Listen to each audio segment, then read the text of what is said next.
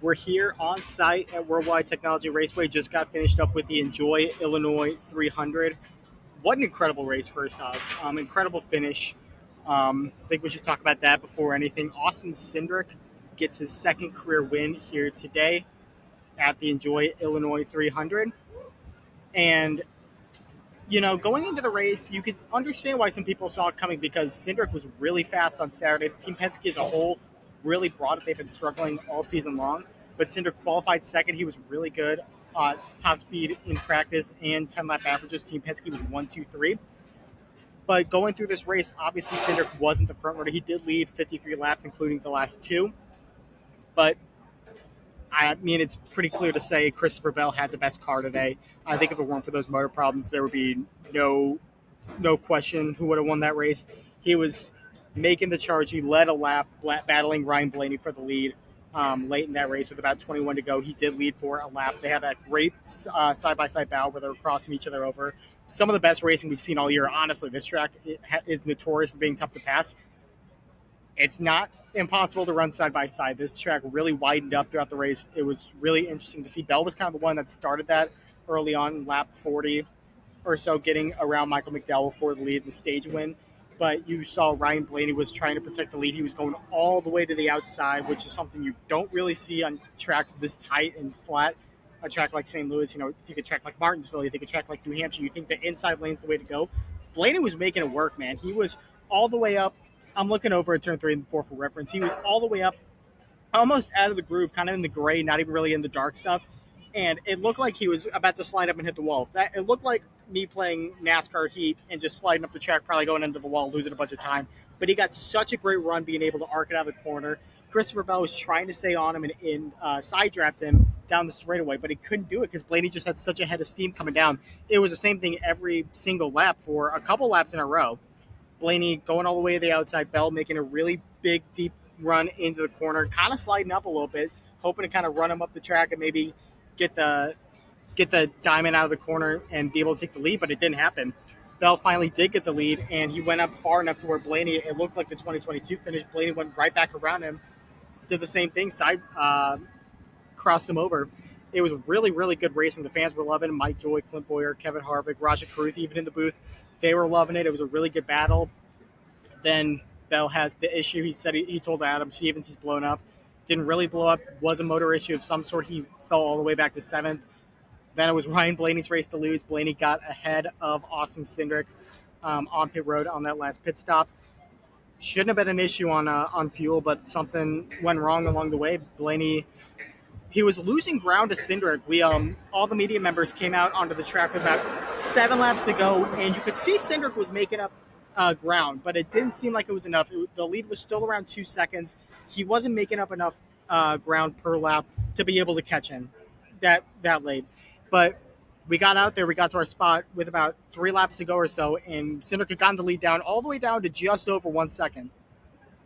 Okay, that's surprising. He maybe Blaney's just saving a little bit, just making sure he doesn't, spin out, hit a blew a tire, hit the wall, anything like that. Maybe just trying to preserve all he can. And then coming to the white flag, you see it on the big screen. Blaney's completely slowing down. Cindric goes around him and takes the win. Really didn't see it coming, but it was awesome for Cindric. And one thing, give all the credit in the world to both Ryan Blaney and Austin Cindric. Brett Keselowski, too. I got a really cool video. It's on my Twitter. Blaney's getting out of the car. He's dejected, everything like that. Takes his helmet off. Kind of really can't believe it happened. And Brad Keselowski, Blaney's former teammate and team owner at BK Racing in the Truck Series, he came over, gave a pat on the back, told him good job, said nothing he could do about it, which he's 100% right. But I thought that was really telling of Brad Keselowski. And also, as Cindric was driving down after his interview and everything like that to go to victory lane, Keselowski gives him a little thumbs up there. Another guy that drove for Keselowski in the Truck Series, a guy that ended up replacing him when Keselowski went over to RFK. Really good sportsmanship by him.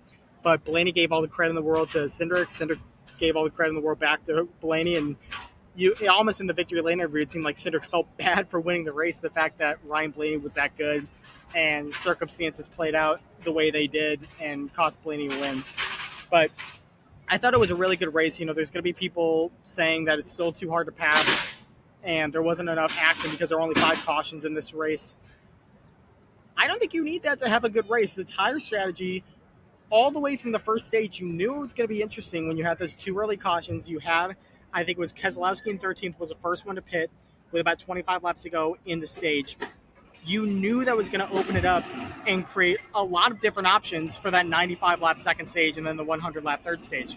It was relatively clean beyond that, other than Josh Berry hitting the wall in turns 3 and 4, and then the Kyle Larson, Kyle Busch accident in turns 1 and 2, which, by the way, I thought was just a complete racing deal.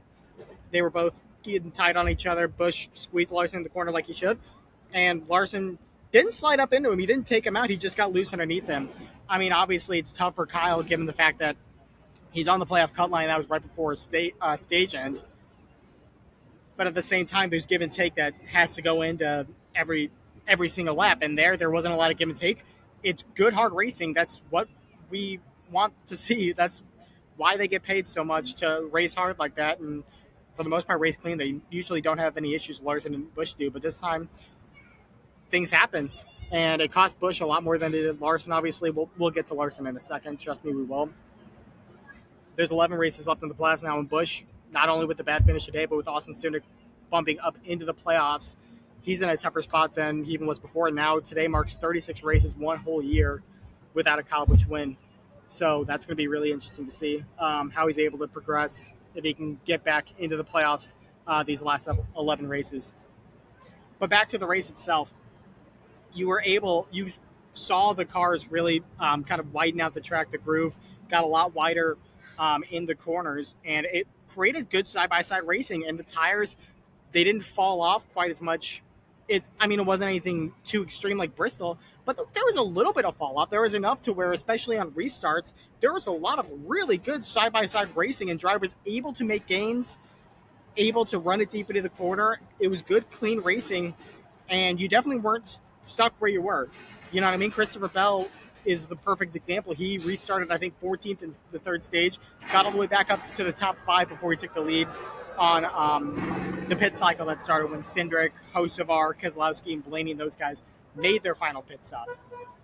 Obviously, you need a good car. I keep talking about Bell because he was by far the best car. He even in the second stage, it took him 15 laps to go from wherever he restarted. I don't have that information in front of me. I don't know where he restarted after winning that stage and pitting, but he got around Kyle Busch for the lead within 15 laps. And by the time pit stops started coming, he was leading. I think it was Truex, Austin Dillon, and Kyle Busch were 2, 3, 4. Bell had already put almost 5 seconds on them. He was in a different zip code this day. The only thing that could have beaten that 20 car was the 20 car, which ended up happening. But I had no problems with this race whatsoever. I thought for a clean race, not every race is going to be a big barn burner, a lot of cautions and everything like that. We've grown accustomed to that at Worldwide Technology Raceway. In 2 races, there have been 21 cautions, and obviously, you think of the Denny Hamlin, Ross Chastain situation, the Ross Chastain Chase Elliott situation, Noah Gregson's crash last year. You think of Austin Dillon and Austin Cindric in turn 1, where Dillon was calling for Cindric to get suspended because he thought that he reared him the week after the Chase Elliott suspension. There really wasn't a lot of that. There were a couple spins in the back, and beyond the Josh Berry and Kyle Busch accidents, it was a clean race. I had no problem with this race whatsoever. But that's enough for this race. I told you we were going to talk about it. This is Sunday, June 2nd. The Indy 500 or Coke 600 were a week ago, and we ran a whole race without a decision on whether or not Kyle Larson would get a waiver or not. 2 problems with that. 1, I have a huge issue with running a race not knowing the current point situation. Do you remember in 2022 in Talladega, William Byron got penalized points and was fined at Texas in the playoffs for admitting to wrecking Denny Hamlin under caution. So he entered that Talladega race with that penalty, and then they rescinded the penalty after Talladega, and he got his points back. So we ran a whole race in the playoffs, which is another big caveat to that, without updated points. That feels like what we've got going on here. Yes, Kyle Larson's in the playoffs. He's got 2 wins. It doesn't matter on that front. But how are we going to allow this? This can't be a precedent that continues. We can't have races not knowing the point situation. And the other thing that easier point, why in the world has Kyle Larson not gotten an automatic waiver already? What are we waiting for? What are we doing here? The announcement came that he filed it on Thursday. I don't know when he actually did, but what are we waiting for? It makes no sense to me. Chase Elliott got a waiver last year for a broken leg and for a suspension. Eric Jones got a waiver earlier this year for a spinal fracture that he suffered at Talladega, missed 2 races for that. I don't know, you can't really compare situations and everything like that, but I think Kyle Larson has more of an excuse to get a waiver by a mile than either of those. You don't even talk about the fact that he's bringing so many more eyeballs and fans into this race than there were in years past, because no one's tried to do the double since Kurt Busch in 2014. Kyle Larson made the decision not to run the Coke 600 and instead run the Indy 500. Clint Boyer brought up the perfect point. Chase Elliott made the decision to get into a snowboard last year and he ended up breaking his leg. Things happen. He made the decision to right rear Denny Hamlin and get suspended. And they got waivers, no problem. Kyle Larson made the decision to run both, and he made the decision to come to Charlotte and give his best damn effort to be able to run this race. Yes, things happened. He wasn't able to make it on time. That was kind of an inevitability when the rain fell at the Indy 500. And obviously the race got shortened. Justin Allgaier ran all the laps that were run in this race in the 5 car. But does that mean he shouldn't be in the playoffs when he's easily, in my opinion, he'd probably be the championship favorite right now if you were asking me who I thought would win it at this point in the year? He's got 2 wins on the season. He was leading the points before missing the race. I mean, to me, this is a slam dunk. I mean, talk about Kyle Busch in 2015. Missed 11 races and won the championship. Kyle Larson is so far from anything extreme like that in this situation. I have no idea why we haven't just already given him the waiver. And it sounds like they were under the impression that they were going to get the waiver, no problem whatsoever, when they decided to keep him at the Indy 500. It was a done deal at that point. You weren't going to be able to make both. Even if the 600 didn't get shortened, he wasn't going to be able to start the race. He still wasn't going to get points. I don't understand what the holdup is. The biggest thing to me is the thought that maybe it hurts the integrity of the sport, the fact that Kyle Larson, one of the best drivers, probably the best driver in the sport, let's be honest, made the decision to miss a race. But it's the Indy 500. It's not just any race. Other than the Daytona 500, you cannot tell me that there is a bigger race on the NASCAR schedule in the grand scheme of things than the Indy 500. The Coke 600 is one of the biggest races on the NASCAR schedule. I'd put it number 2 or 3. It's 2 or 3 with the Southern 500. Indy 500, in my opinion, is the number 1 race in the world. There is no discussion here. It's clear cut. I had no problem with what Kyle Larson did on Sunday. And if you want to say that hurts the integrity of the sport, do you know what hurts the integrity of the sport more? The fact that Kyle Larson, who could still win 6 races this year, not just in total. He could go out and win 6 of the final, 21 races on the year. I wouldn't be surprised at all if he got 8 wins on the year. It's Kyle Larson. What are we talking about? The fact that you're saying that this guy that's going to run all the races the rest of the year, barring an injury, barring a suspension, barring something crazy like that happening, the fact that guy might not be able to contend for a championship now because Mother Nature. What is more detrimental to the championship?